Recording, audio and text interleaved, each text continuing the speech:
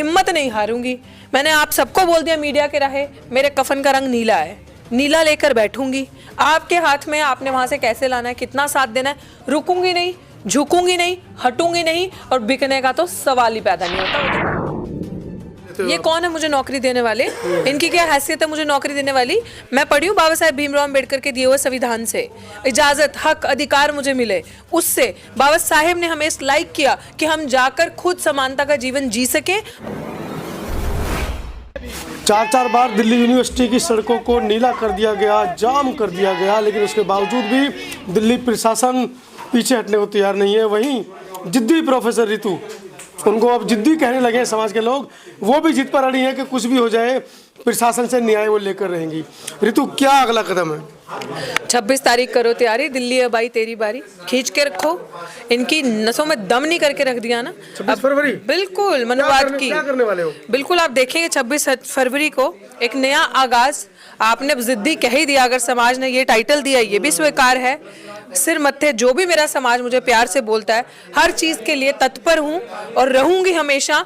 मैंने जैसे पहले से ही कहा, हिम्मत नहीं हारूंगी।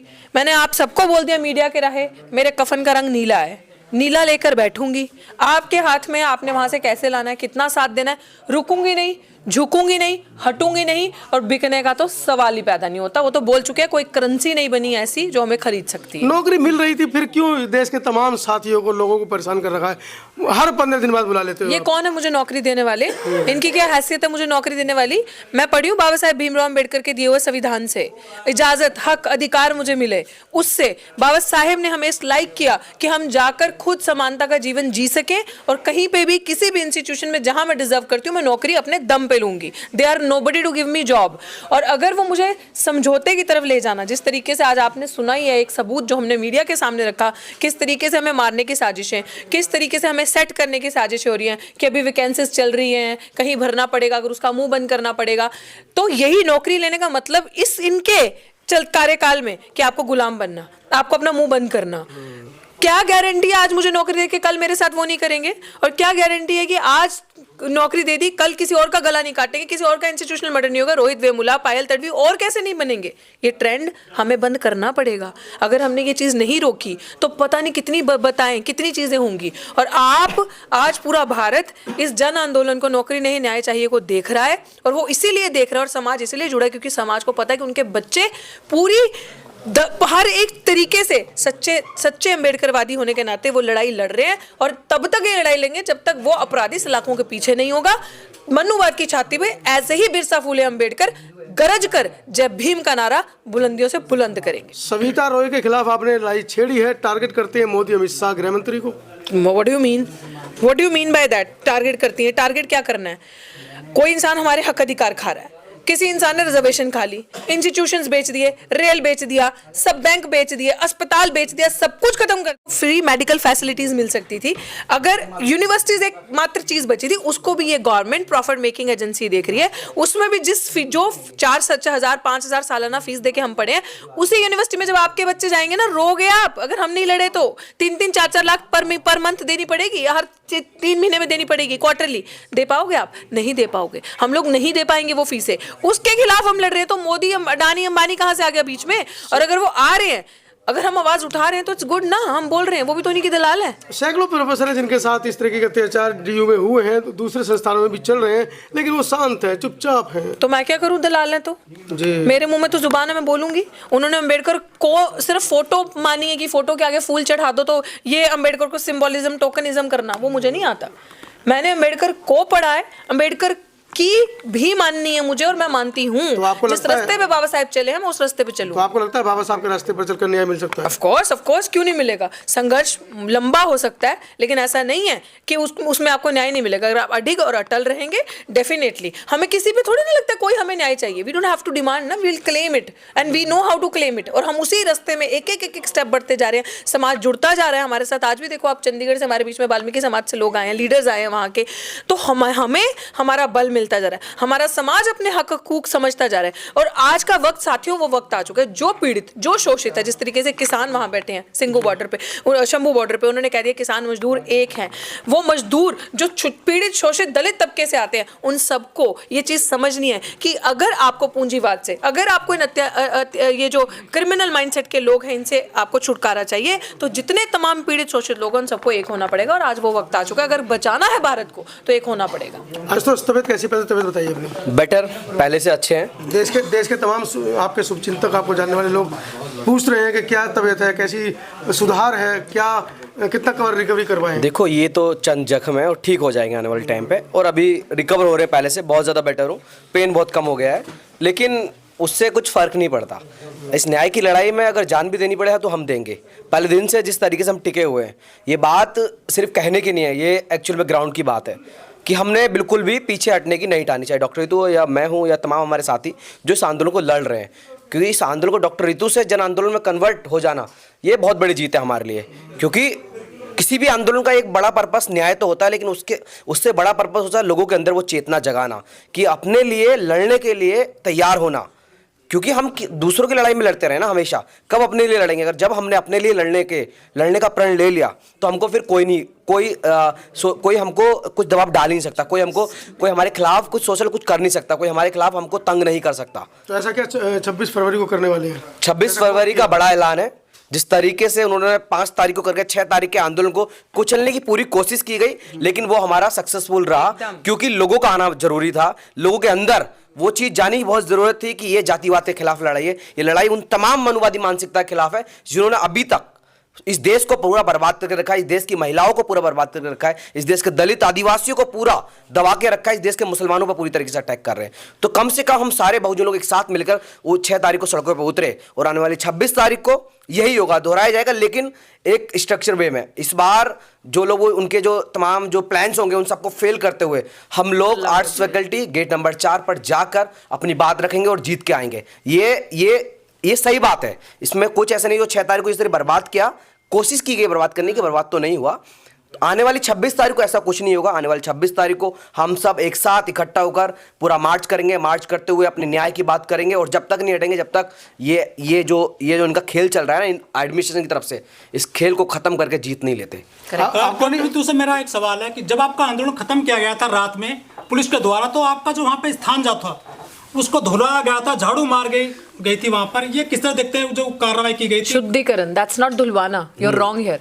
शुद्धिकरण करना, और मैं आई विटनेस हूं, और आई विटनेस है, और सब लोग, तमाम लोग।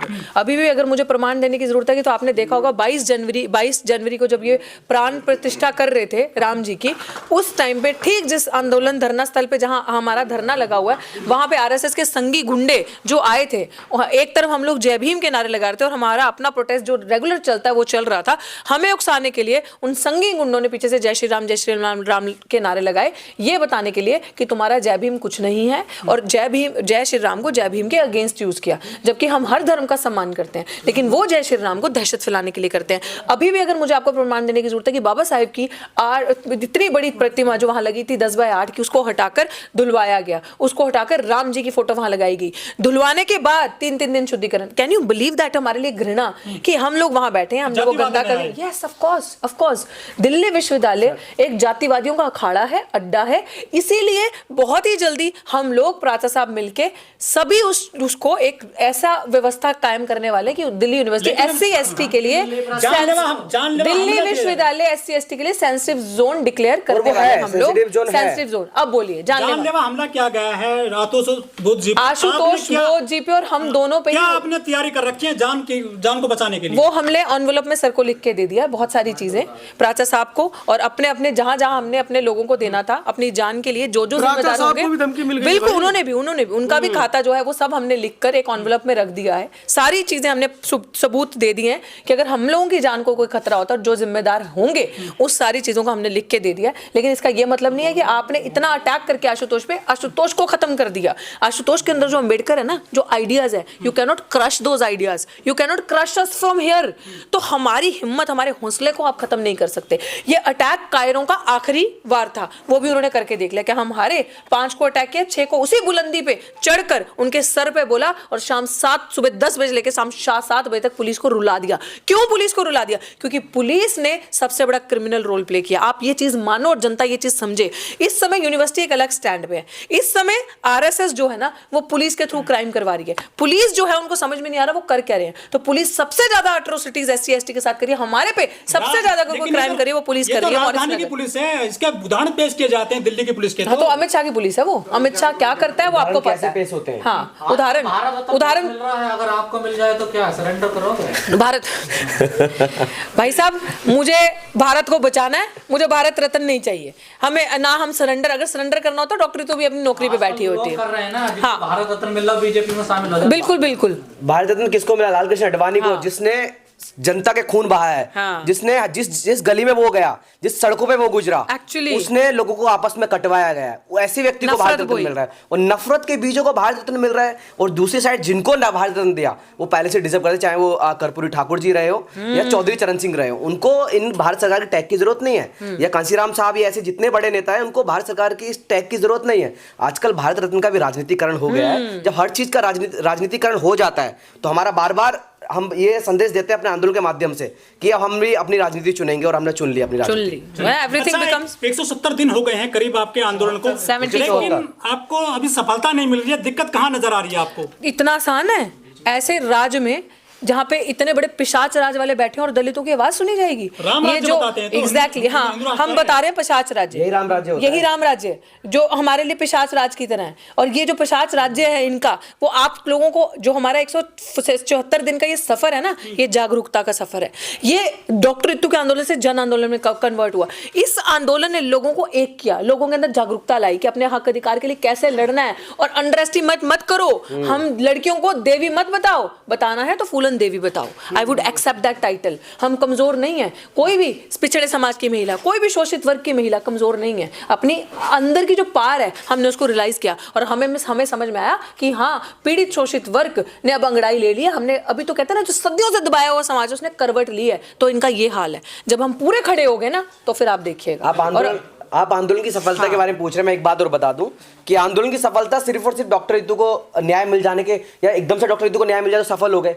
आंदोलन की सफलता इसमें कि लोग निकल के आ रहे हैं, लोगों के अंदर वो लड़ने की क्षमता बार बार जागरूक हो रही है। तो यही आंदोलन का महत्व था और यही आंदोलन का मतलब है। डॉक्टर रितु को तो न्याय वही लोग लेंगे छीन के इनके अंदर घुस के। मतलब आप भी आंदोलन जीवी हैं? बिल्कुल है, प्राउडली कहते हैं। आंदोलन हमेशा से आंदोलन ने इस देश और दुनिया को बचाया है। तो हम इस देश और दुनिया उन तमाम शोषित लोगों को बचाने काम कर रहे हैं जिन्होंने हमेशा से लोगों को दबाया, लोगों को मारा। चोर थोड़ी ना आंदोलन करेंगे भाई साहब। हाँ। आंदोलन तो हमें ही करना पड़ेगा ना, जो हमारा हक खा रहे हैं वहां पे बैठ के। हमारी कलम का ये जो सरकार बैठी, हमारी कलम का सावरकर, बिल्कुल सावरकर की नस्लें, जो हमारे वोट कहाँ जा रहा है हमें वो नहीं पता। हमारा अधिकार चोरी कर और वहां पे अपनी झूठी सरकार बनाकर झूठे तरीके से वहां बैठे हो तो उनसे हम सवाल नहीं पूछेंगे, उनके खिलाफ हम लड़ेंगे नहीं। तो ऑफ कोर्स करेंगे, क्यों नहीं करेंगे।